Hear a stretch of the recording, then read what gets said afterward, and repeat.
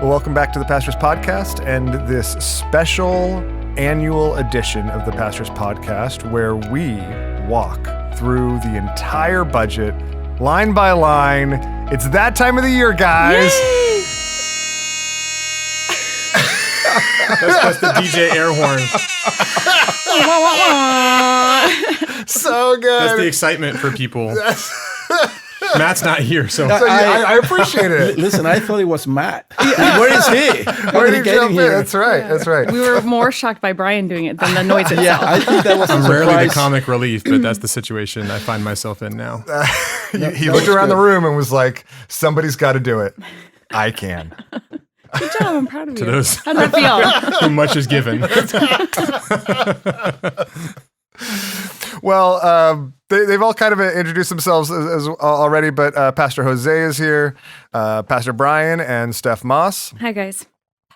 And we are going to walk through the budget. We do a brief update on this via your email. You should be able to walk through it. But we do this every year as a means of just communicating with transparency what our plans are for the coming year, where we're at financially as a church family. And really, so instead of like a, organizational or institutional budget presentation, this is really just like a family conversation, right? It's a family conversation about what God has entrusted to us and how we together as a family are going to steward that. And so, as we say, each year, transparency is incredibly important. It's why we want you to have a detailed budget. It's why we want you to know where everything is at, and open the door for any questions you have. We are happy to talk about these things and look forward to and anticipate you approving this budget at our family meeting. If you have any questions about it ahead of time or any issues with it, please reach out and let us know. So. We're just gonna jump right in, and we're gonna start by summarizing where we're at financially as a church. The first thing that you'll see, the first sheet you have, and it'll be on your screen if you're watching the YouTube version of this, is our cash balance sheet, and it's been a good year for us financially. We budgeted things to go down, as we'll see in the next thing. We budgeted for offerings to go down, but they didn't. They went up. There's some reasons for that. I'll talk about in a second. But the end result is that our cash balances for the year have gone up, and so you see our balance of our checking account, our savings account. We have the flood damage checking, which is where a checking account where we're holding the insurance money from the flood of the offices in preparation for the repair of those. Our legacy fund is made up of our legacy fund checking and our investment account. You can have all that there. And there's a couple of other organizations and ministries that we are holding money for in our accounts as well, like Royal Family Kids, Niku Nava, Gospel Coalition LA. That's all represented here. But the end result is that we have about $454,000 in available funds and available cash on hand, which is an increase of $100,000 from the beginning of this fiscal year. And so that's good news. That is good news. Yeah. And we'll talk a little bit more as we go about, I'll just mention this. We are not officially allocating that budget surplus for this year at this point. We don't want to, count our chickens before they hatch, as they say.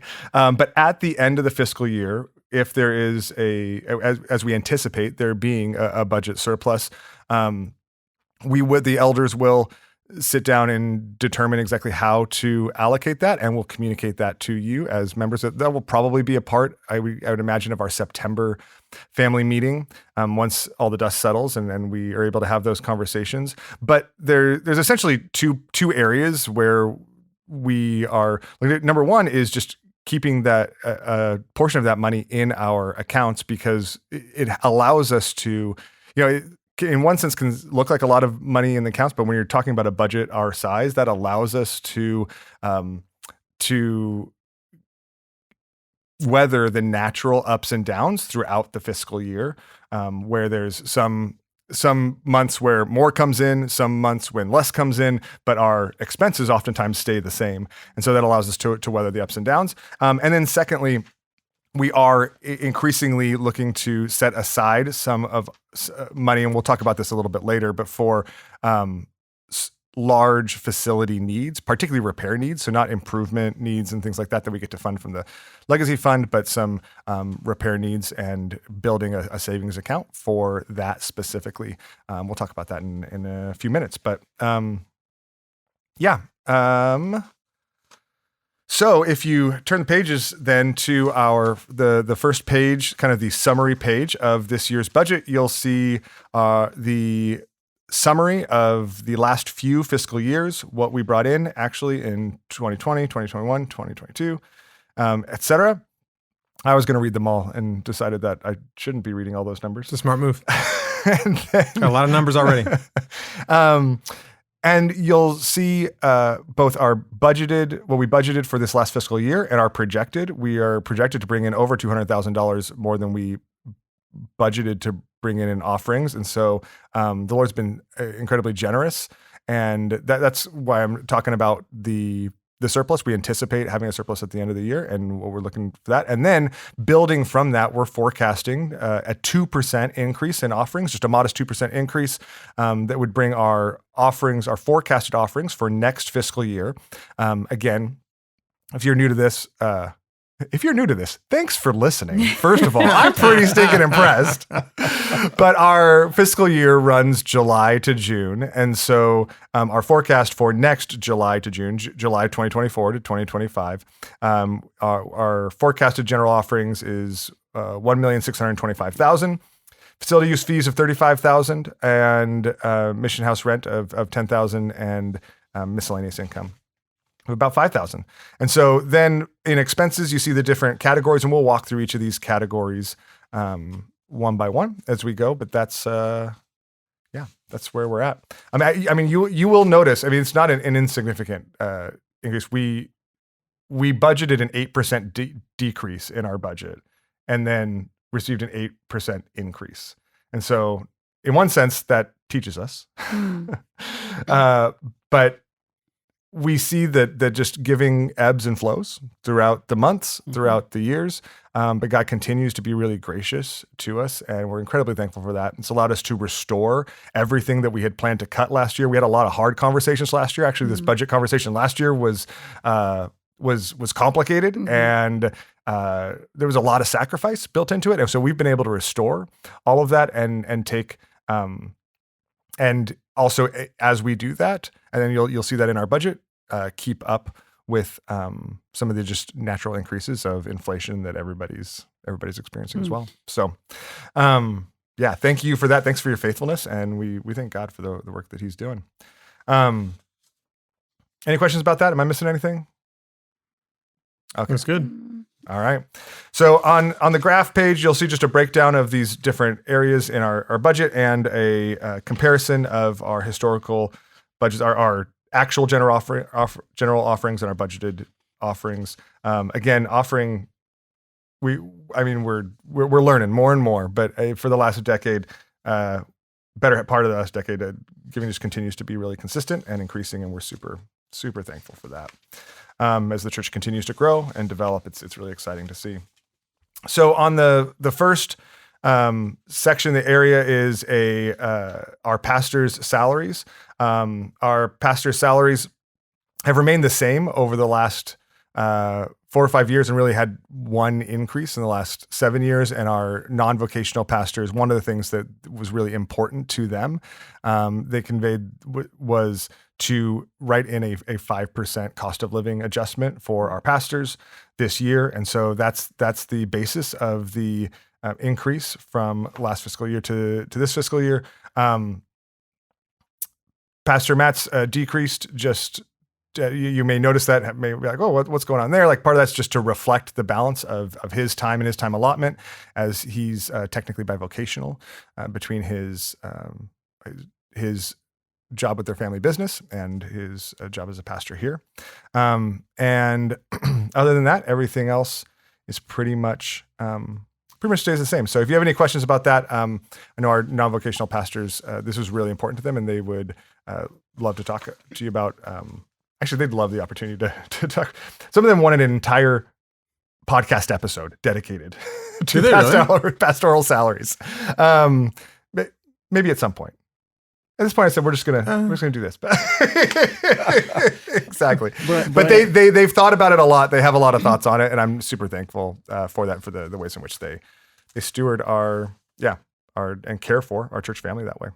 One small thing I noticed is last year, I remember the conversation about cutting out the retirement contributions, and just, I don't know, I'm always overwhelmed by church giving. And so to see it back on the line item is just really sweet. I know that that's such a support to people to have a retirement fund. So I see that back on the list. Yeah, it is, both for pastors and for all of our directors. And that's, it is. I don't want to downplay the significance and the blessing that is, the care that our church family provides for our directors and for our pastors and for their families. The care for their families is a huge blessing. And so we're super thankful for that. Looking at administration, there's a few things that have shifted in administration, not a ton, but a lot of this is just reestablishing some of the budget levels that we adjusted from last year. Some of it's just making adjustments with our different needs. I know there's one of the increases here we see is some admin assistant increases. Brian, if you want to speak to those and kind of what brought that about.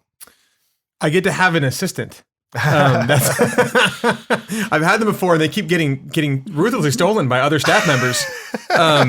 And now, after years and years, we hire really good people, and then once they sit there, we're like, actually, they could do something else. That is true. I got Becky from you, right? Yeah. Oh my goodness. Guilty. No, we've moved some things around organizationally. Coming out of Scott's sabbatical, we're always kind of reevaluating and trying to be creative as to how we organize ourselves to best serve the church and to kind of steward the staff that we have, who are amazing.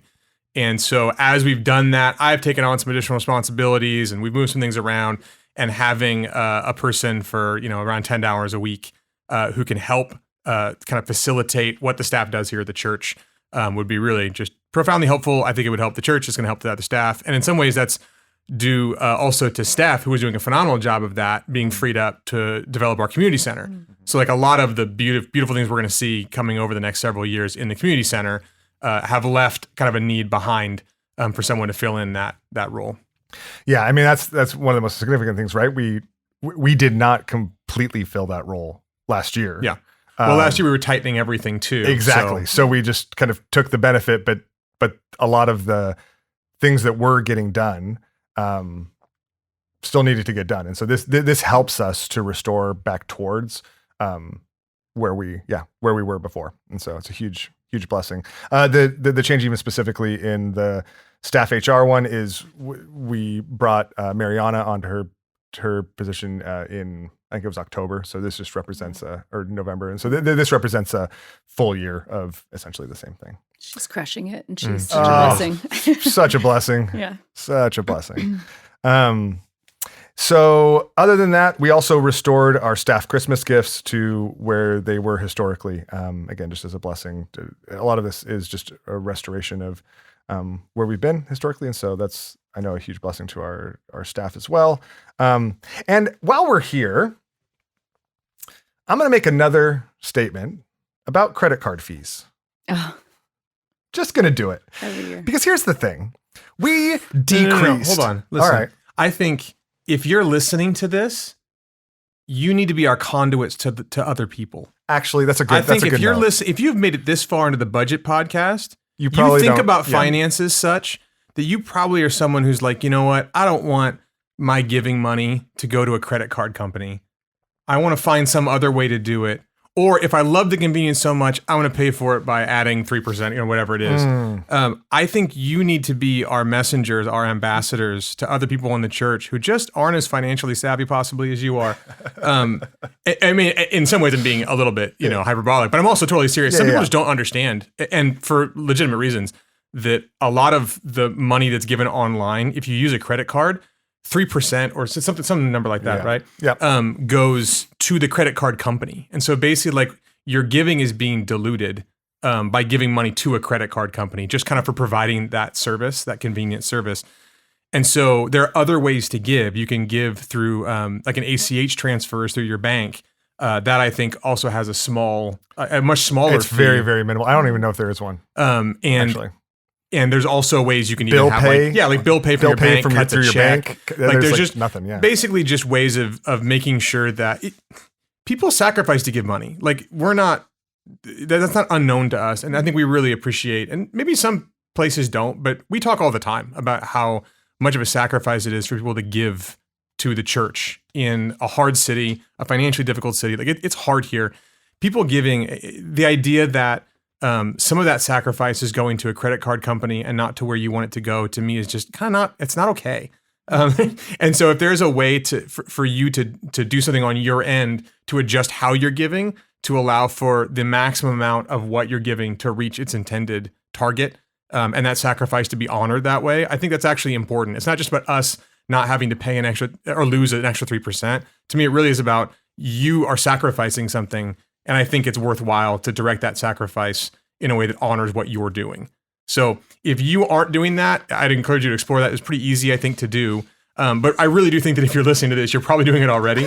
And if you want to maybe mention it around, so that other people's money isn't going to credit card companies where they weren't intending it to go just by accident, I think that would be a real blessing, not just to us and our like bottom line, but to those people and their sacrifice they're making. Yeah. I have a couple things to add to that. You could either pause the podcast right now and go do it, or you're in your community group this week when your discipleship community meets, where you're all getting online and you're signing up for ACH check transfer. But for those that are new to kind of the line items, what they look like. So when you look at it, it says credit card fees, formerly donation service charges. So that's not our credit card fees. We're not out here using credit cards, and we have fees. That is when you donate, as he said, there's a fee associated with that service, right? To receive your donation into our kind of software. And when you look at the previous years, it says like 5,000 was budgeted back in 2022, and then 3,000 last year. And this year we're trying to budget 7,500, but that's not it. We went over, like, that's what we budgeted, and that's because 7,500 was actually what it cost us last year. Yeah, and like it's not that we're going up; it's that those years we were hoping people would start using the service, and we could get our credit card fees down to 5,000, and then we could get them down to 3,000. We're not getting them down, so we have to budget it back at 75. Does that make sense? Yeah. Yep. Just in case you're new. Totally does. Yeah. Thanks, Steph. All right. That's what I'm here Appreciate for. that, guys. Yeah. Thank you. Very heated, passionate plea. Now it's going people's money going to the wrong place. Now it's going to change things, and I'm going to be like, oh, Brian should have done it 3 years ago. Right.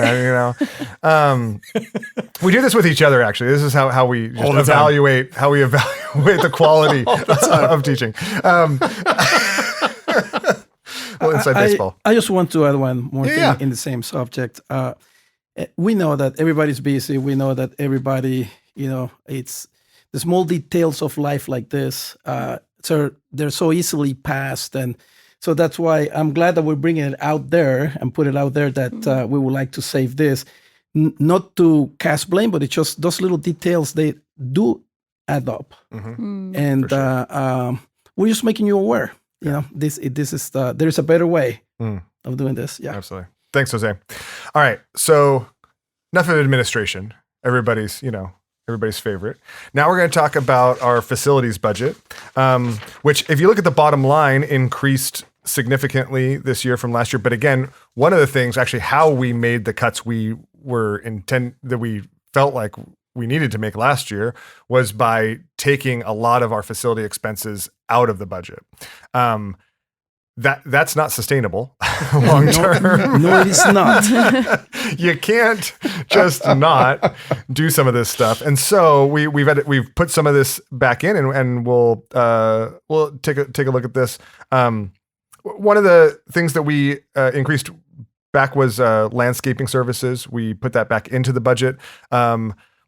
What does that mean, Jose? Are we still doing landscaping days? Like, are we just budgeting for it instead? What does this mean? That's a very good question. We have been doing landscaping days because we didn't have this money, right?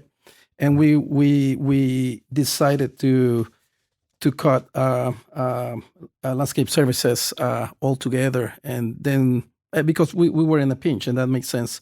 So, but now the good news is that we're getting back a good portion of that money, not the total amount, because I think we're still able to save money, but we can... because we're going to continue the landscaping days, right? Yes, and we're going to continue to keep the landscaping days to help. But right now, even though it's been great and a lot of help, but it's not enough. It's of course. So it's a big campus. It's a big campus. It's a big campus, and but at the end of the day, between the help that we get through the year, 4 times a year, and still, if you notice, we went down from 28,000 to 22,500. That will be a good place to be. Makes a huge we're difference. saving, and saving to me, I don't know, something for you to know, it's a big deal. I like to save as much money as possible. Cutting corners without sacrificing quality. Yeah, absolutely. Okay. So the other couple of things that have changed in our facility budget. One is this new line item actually called major repair savings. Can you tell us what that is? That's a new line item. We haven't had that before. Yes, we haven't had that ever before. This is related with what we call the big ticket items. Yeah. We have a lot of, like, for example, the roof in the sanctuary building hasn't been repaired for a long time. And every time that it rains, we get quite a few leaks in the ceiling. And this is something that we're trying to refurbish, to get a new roof. In the same way, we have other big ticket items that we are trying to prepare. So this is a response to that, to start saving towards that. And these, when you say big ticket items, essentially we're talking about the expenses of our facility that we couldn't ever fund in one budget. Right. It's bigger than we could ever fund in one budget, but and they're not, the type of improvements that we're hoping to use the legacy fund for, but they're significant needs. And so this is actually where I mentioned before, we're hoping to start this savings account with some of the budget surplus from this year. Right. And then begin to add to it. And hopefully this line item will grow every year. So because even $25,000 a year, it probably isn't going to be sufficient long-term to address some of these needs. And so, but we want to establish our budget so that our facility is increasingly sustainable. Yeah. And our care for it is sustainable. Exactly. So the other one that increased was repair. And really what this is just putting something back into the budget. Jose, this is actually simply the budget for known repair projects, right? Right. So this has to do with anything that breaks down as things start stop working through the year. This is the amount of money that we have assigned.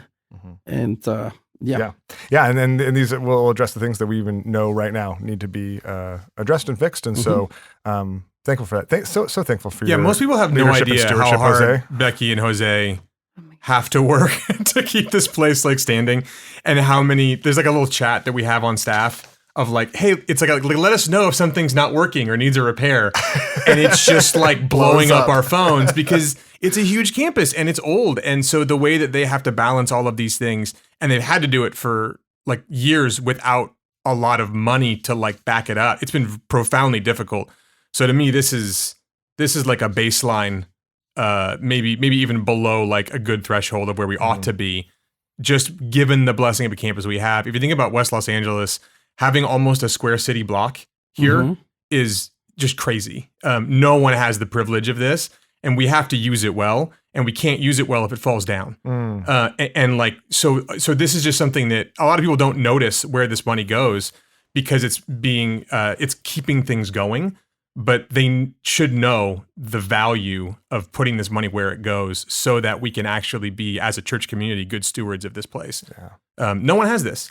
No, that's such a great point. And it makes me think that I actually don't think anyone in our church begrudges that, right? I think people they see that, it's a huge blessing, but I also am not sure we think about it very often because 99% of churches, I'm making these stats up, but I am sure they're accurate, are in one of two situations. Either they're paying rent for a facility. So first of all, let's imagine what rent for our for our church use would cost like in West LA, right? Yeah. Like, so you could, so either they're paying rent or they have a mortgage, right? They took out a loan to get a property, and 30 years in, 50 years in, they're still paying significant amounts, probably tens of thousands of dollars, sometimes even a month, just to pay for that mortgage. Actually, oftentimes tens of thousands of dollars a month. Now, we're in a situation as a part of a church family that has been here for 100 years, that one of the stewardships we've been given is a plot of land and a building that is rent-free and debt-free. That we don't have those monthly costs. And so I mentioned that because I think it should motivate our giving to leave this facility better than we found it for the next generation, to entrust to the next generation what has been entrusted to us. And even this year, when we say that the budget surplus is going to go towards the big ticket items, the significant needs in our facility, the fact that we don't have rent or a mortgage, I think should, like, for me, that motivates my giving. Like, that makes me excited to be like, oh, let's end this year strong so that we can do that well, because this is a huge opportunity and blessing that we have to steward and be a part of. Yeah, and from the facility side, there is a lot of stuff that gets done, as you mentioned, Scott, and it's not seen. Oh, the only time that anybody, and it's normal, anytime the only time that anybody will notice is when it stops working for them. But there is a lot of us, and we get all these emails, and then we prioritize them and try to fix them as soon as possible. And with this big surplus that we're receiving, I'm very thankful, because that makes it possible that we can start allocating money towards those big expenses and to try to catch up with some deferred maintenance that started even before we were Cornerstone. Absolutely, absolutely. No, yeah, we inherited a lot of deferred maintenance, and we've actually made a lot of room. Yeah. And we have an opportunity to continue that. So I'm excited for all of us to get to be a part of that in this season, in this generation, in the life of the church. All right. Anyone new? Rubbish collection means trash. Scott's favorite line of the whole budget. Forever that's a little inside joke. Yeah, that's one that we inherited. That was what it was called when we inherited the budget from First Baptist, and I've refused to change it. Yeah. And I hope we never do. I mean, these are the important things. These are things that make, rubbish. Honestly, when I'm doing the whole budget process and it's like slog, I just, every once in a while, like, I just need to make myself chuckle. And that's the one. Rubbish collection. I love it. All right. So let's talk about programs. Programs is one of the another area that has that's grown, but just in some in some ways of again filling out the programs that we have and the things that are ongoing. You see in our directors, both our Sunday worship director, family ministries director, you see in all these different things the increase in those salaries. In one sense, that's a cost of living adjustment, but I don't know, Brian, if you want to speak to the increases for directors and stuff too. I'd be happy to. I'm looking at how many different words there are for trash. There's more than I thought. I was like, what's the difference between rubbish and trash? And there's like waste, there's refuse, there's garbage. All these have like meanings that are, anyway, we're talking about something different now. That was important that I did that. How many people you think do that during your sermons? I do. Brian said a word. I do it every week in staff meeting. I'm like, what did you say? What does that mean, Brian? You're just smarter than I am. No, I think smarter people would use better words. Okay. That being said, our worship, our directors have gone up. So here's kind of how things have worked in California. California tends to change a lot of like minimum wage laws and wage minimums pretty much year to year. And what that's forced a lot of organizations to do to be able to meet those legal requirements is to take people that were salaried and move them to hourly workers.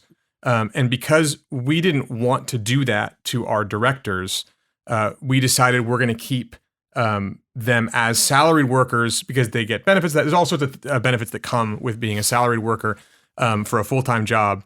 And that means that we keep having to increase their salary to meet that legal minimum. that can sound a little bit like we're paying them the bare minimum, but the idea is that we're paying them the legal minimum so that we can continue to give them a full-time salaried position instead of moving them to hourly and causing them to lose all sorts of benefits and cash too. And just the flexibility, right? Yeah. That comes with, absolutely. And I think that in a lot of ways, that's it averages out to about, I don't know, I think it was something like a 4% increase every year over the last like 6 or 7 years, which is also kind of cost of living. Yeah, so we've slowly kind of tracked with California there, and that's allowed us to do cost of living like increases for our directors. This year, we're doing something similar for our hourly workers, so that we're going to increase their hourly wage by $1 an hour. Yeah, about 5%. Just to allow them to experience some of that same cost of living adjustment. So you'll see those numbers reflected in here. And actually, the last thing I'll mention, this is nitty gritty, but if somebody's like looking at the details and wants to, our counseling ministry director, that's Nancy. That's half of her. So her job, Nancy John's job, is actually split between different categories. We actually rebalanced those this year, and so it's she's in line with everybody else, but the just the percentage of that comes out of each different category has changed. Other than that, in programs, I would say maybe if people aren't familiar with the College and Pathways Director, why did it go up from 40,000? Yes, that was the other thing. Yeah. That's a big one. So our own June Kang historically has been our Pathways coordinator, along with doing things on the welcome team and things like that. He graduated seminary, and in conversation with him and Allison, his wife, who also works as a coordinator here, it seemed like one of the needs of the church that he was uniquely suited to meet was to be someone who focused on ministering to college students. We are uniquely located geographically around multiple college campuses, most notably UCLA.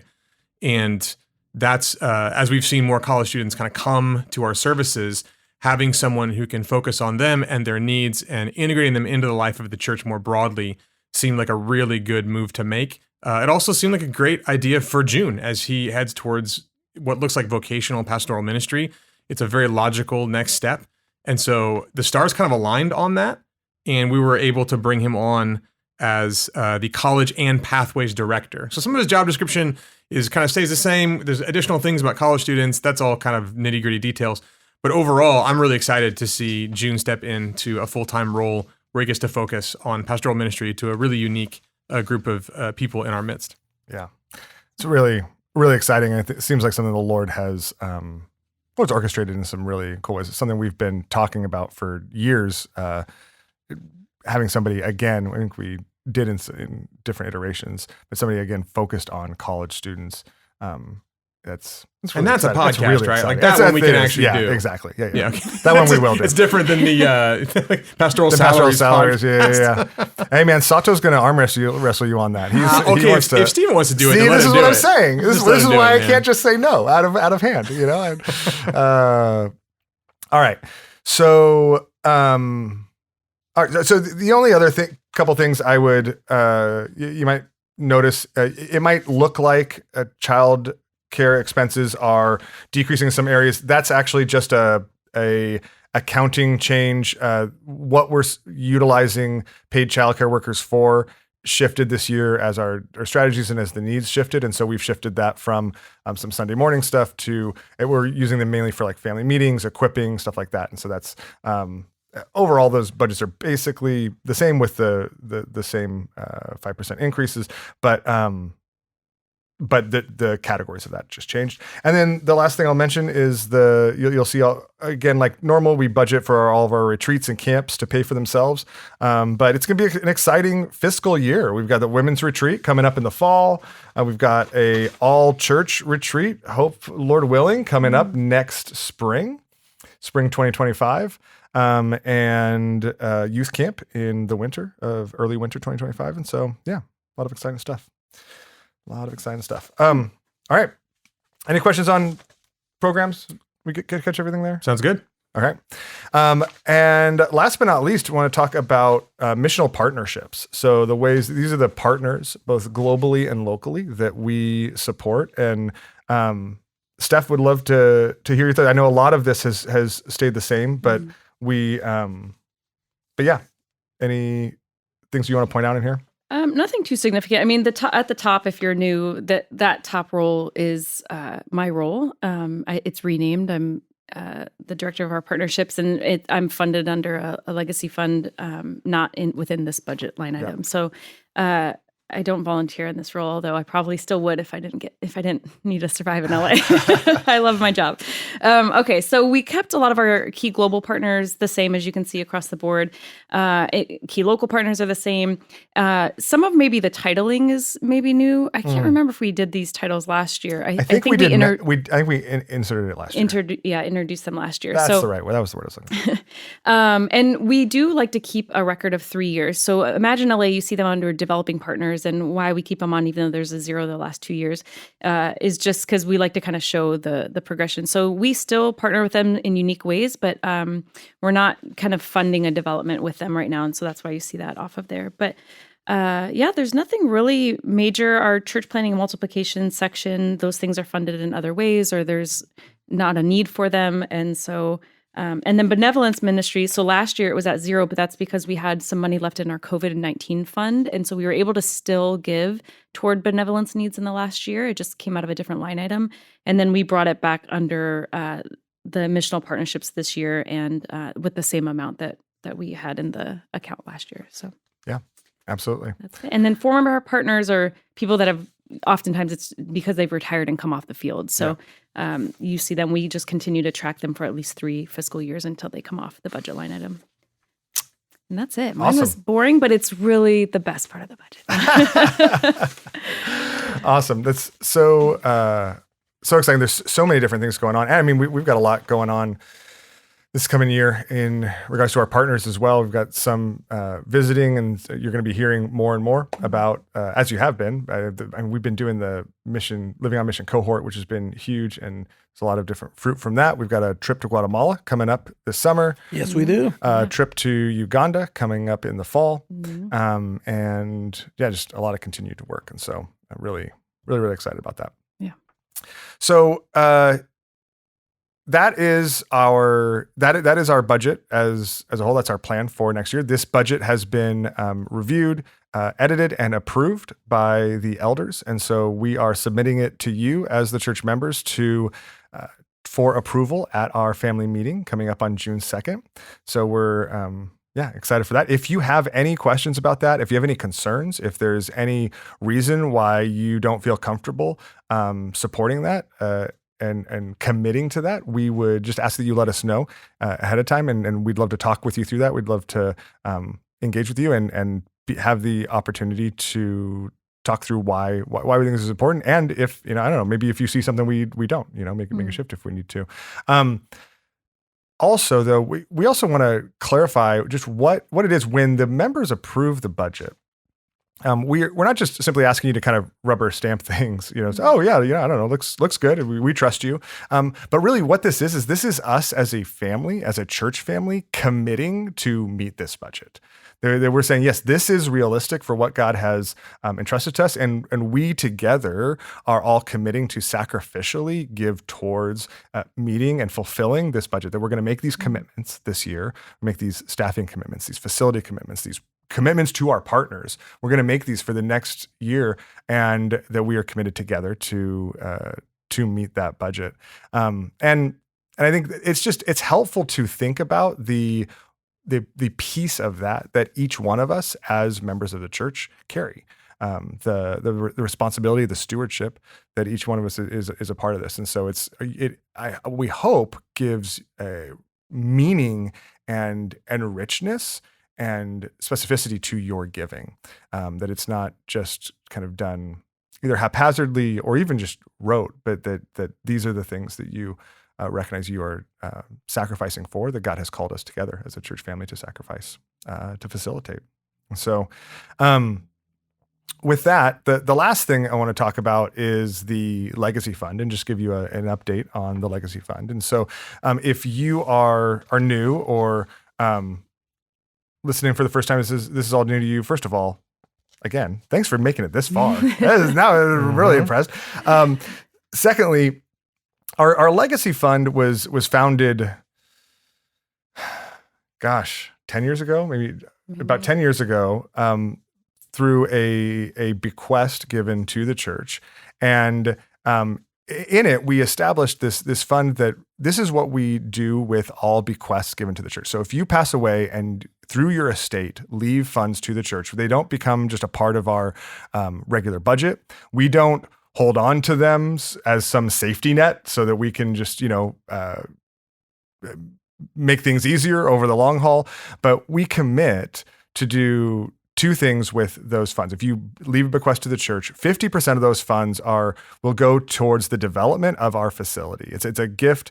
Again, this facility has been a gift from previous generations, and we want to be able to bless future generations with that as well. So 50% of the gifts go to campus development projects.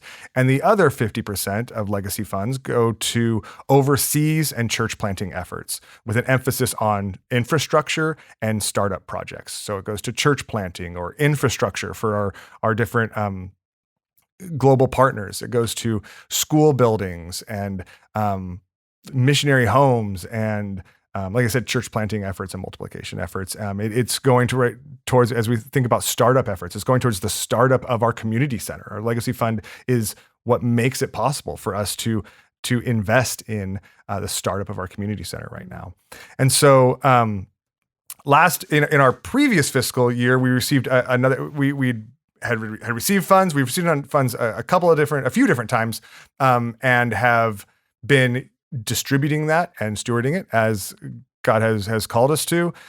We have in our previous fiscal year, we received a significant gift that kind of bumped that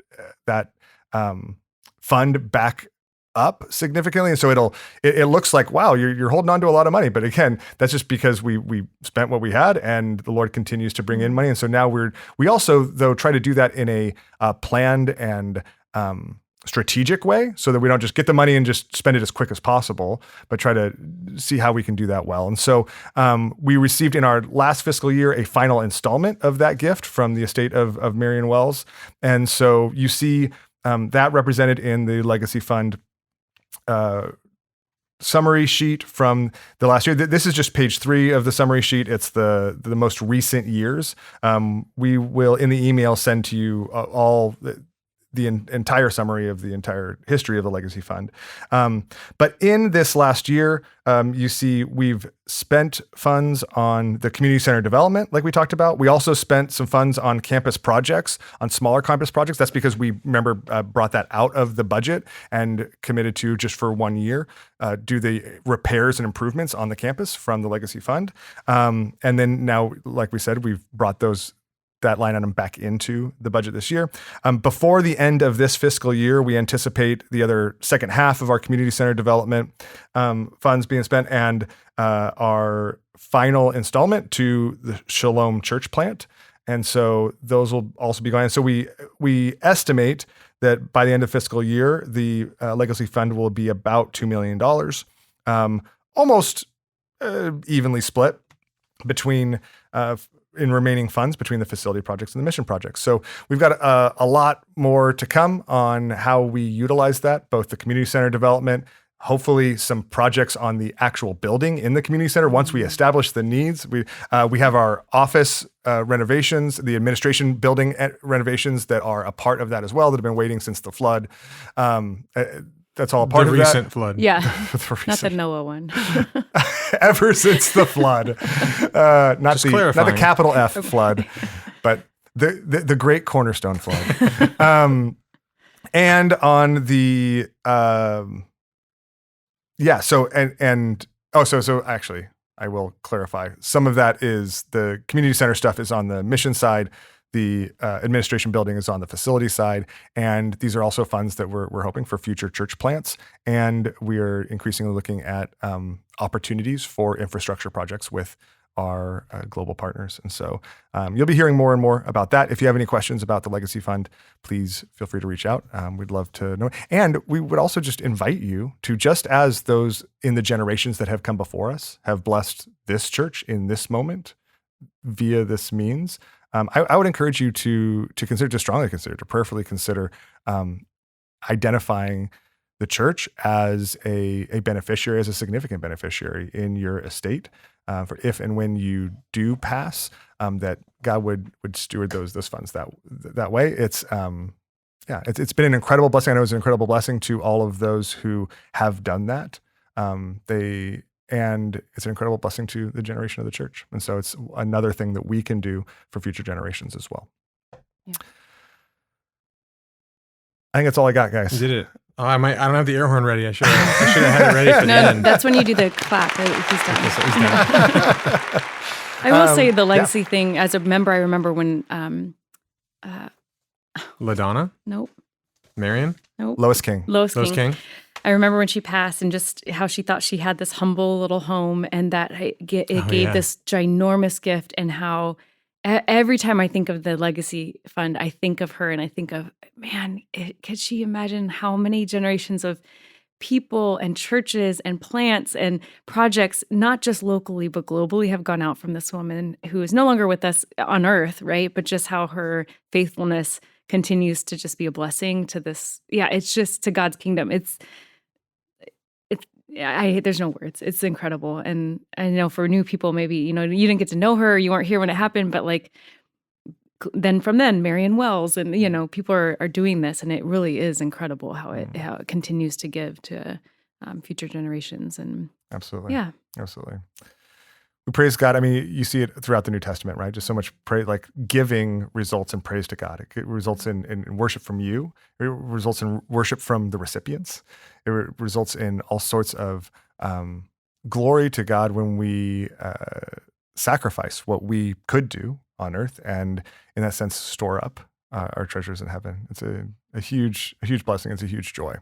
And so we're excited to just invite you, church members, into that with us. That's why we aren't embarrassed to talk about money or budgets, but excited to, because it's an exciting part of the Christian life and what God has invited us into, knowing that He is ultimately our treasure. So thanks, you guys. Thanks for the time. Appreciate it. Thanks for listening all the way through. Thanks for being a part of this with us, and thanks for the sacrificial ways that you participate in this with our church. So we love you, and we'll see you on Sunday.